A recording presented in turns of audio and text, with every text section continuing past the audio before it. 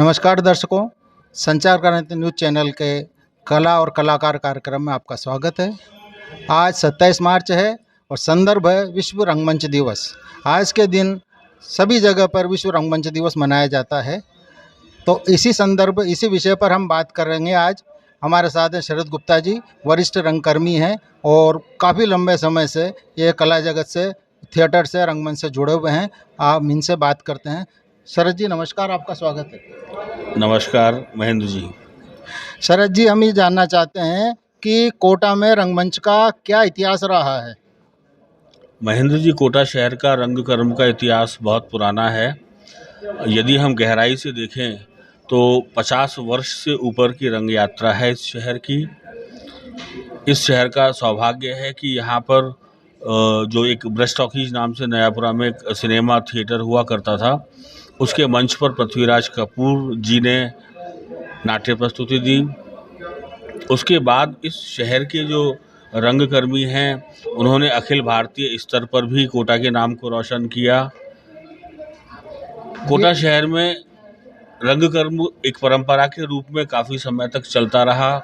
कोटा की कई कंपनीज ने भी इसको सपोर्ट किया, लेकिन पिछले कुछ सालों का पर यदि हम नज़र डालें तो हाँ, मैं कहूँगा कि रंगकर्म में गिरावट आई है। शरद जी, वर्तमान समय में कोटा में रंगकर्म की क्या उपादेयता दिख रही है आपको? कोटा शहर में रंगकर्म की बहुत अच्छी संभावनाएं हैं। इस शहर ने, जैसा मैंने बताया कि एक लंबा इतिहास यहाँ का रहा, इसका मतलब इस शहर ने बहुत अच्छे कलाकारों को जन्म दिया था। निश्चित रूप से वो वंशावली आज भी है, लेकिन जैसे जैसे इस समाज के ऊपर सोशल मीडिया और रील जैसी चीज़ों का फ़र्क पड़ता जा रहा है, न्यू जनरेशन ड्रामा स्टेज की तरफ, थिएटर की तरफ आने से थोड़ा सा संकोचाती है, संकोच करती है। कारण ये कि रंगमंच पर यदि आपको रहना है, परफेक्शन हासिल करना है, तो यहाँ पर आपको टाइम भी देना होगा और मेहनत भी करनी होगी, जिसके बदले में हासिल कुछ नहीं होगा।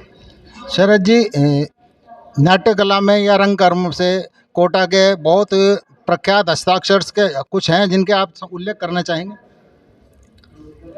आज के सिनेमा जगत में देखें तो हमारे इस शहर से न सिर्फ कलाकार बल्कि गायक भी हैं जो बॉलीवुड में काम कर रहे हैं।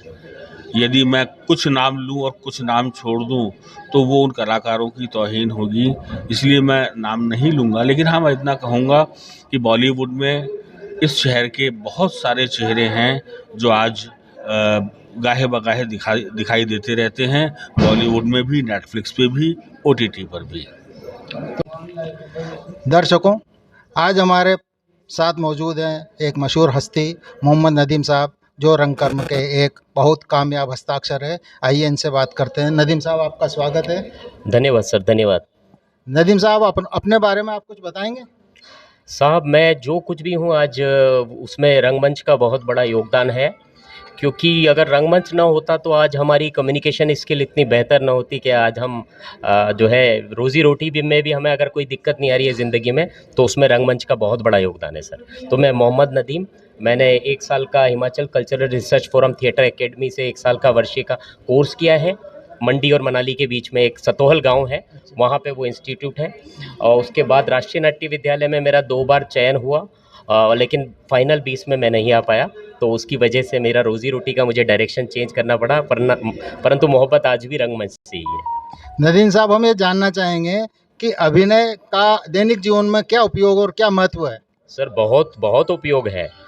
उदाहरणार्थ, जैसे कभी आपके अगर कोई बड़ा अधिकारी आपको डांटता है, तो और वो भी इस वजह से कि है ना, आपने जो है मतलब कुछ गलती उस आपकी नहीं थी। अब आपको, अगर आप प्रैक्टिकल अप्रोच नहीं रखेंगे, अभिनेता या नहीं होंगे, तो आप क्या होगे, आप एक आम जीवन में आपने पारिवारिक रिएक्शन दे जाओगे। गुस्सा आया, आपने ब्लास्ट कर दिया। बट यहाँ रंगमंच आपको वो संवेदनहीन को हटा देता है और आप संवेदना के साथ खुद को भी प्रैक्टिकली प्रेजेंट कर पाते हो और सामने वाले को नाराज़ किए बगैर, जो कि आजकल बहुत महत्वपूर्ण है सर। और स्ट्रेस मैनेजमेंट में ये कितना कारगर है? बहुत ज़्यादा कारगर है।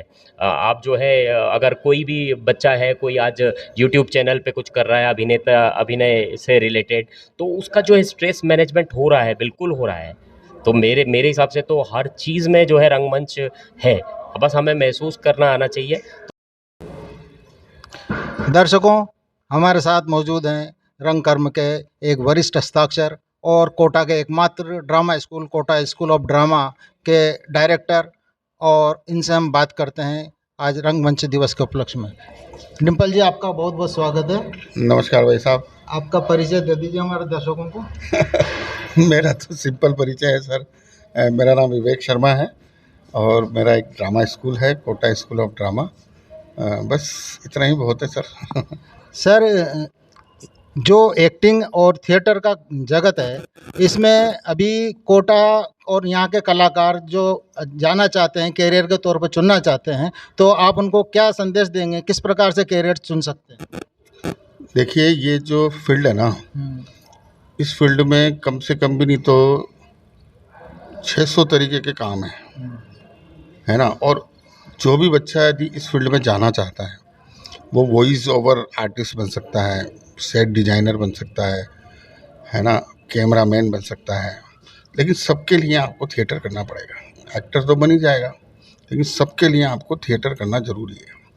और थिएटर एक ऐसी विधा है, थिएटर हर व्यक्ति को करना चाहिए, चाहे वो बच्चा हो, बुजुर्ग हो, कोई भी हो, उस थिएटर से उसको जुड़ना चाहिए। थिएटर आदमी की सिक्स सेंस पावर को लाउड करता है, सोचने समझने की शक्ति बढ़ाता है। हमारे ये कोचिंग के विशेषकर स्टूडेंट्स है, इनको थिएटर किस प्रकार से इनके स्ट्रेस को मैनेज करने में सहायता हो सकती है उसका? बिल्कुल। थिएटर तो आप एक बार जब रिहर्सल होती है, थिएटर क्या है, जिंदगी हम जो चल रहा है, रंगमंच क्या है, जो हो रहा है वही रंगमंच है, वही दिखाता है कलाकार। मतलब जो रंगमंच है वो समाज का आईना है, जो समाज में हो रहा है वो रंगमंच दिखाता है। एक मिनट यार, डिस्टर्ब हो गया, गड़बड़ हो गया। हो जाए। बच्चा यदि टेंशन में है ना, तो उसके लिए सबसे अच्छा उपाय है कि वो थिएटर में करने आए। थिएटर एक ऐसी विधा है जिसमें सारी विधाओं का समावेश है। इसमें म्यूज़िक भी है, इसमें डांस भी है, इसमें आपको संगीत का भी ज्ञान होगा और डायलॉग डिलीवरी है। कितना मज़ा आता है इस क्षेत्र में। एक बार बच्चा जो भी जुड़ेगा ना, तो मुझे नहीं लगता कि जो बच्चा थिएटर से जुड़ने के बाद फिर वो उसको कोई टेंशन हो सकती है और वो समझदार नहीं बन सकता। तो ये थे विवेक शर्मा डिम्पल जी, और इन्होंने बताया है कैरियर के तौर पर हम एक्टिंग को कैसे ले सकते हैं, और इनका बहुत बड़ा योगदान है। बहुत से इनके सिखाए हुए विद्यार्थी इनके जो बॉलीवुड तक अपना कामयाबी का झंडा बुलंद कर चुके हैं, और उम्मीद करते हैं आगे भी इसी प्रकार से ये हमारे कलाकारों को आगे बढ़ाते रहेंगे। विवेक जी, आपका बहुत बहुत धन्यवाद। धन्यवाद भाई साहब, डॉक्टर साहब, बहुत बहुत धन्यवाद। Thank you. दर्शकों, फिर मिलते हैं अगले कार्यक्रम में। जब तक नमस्कार।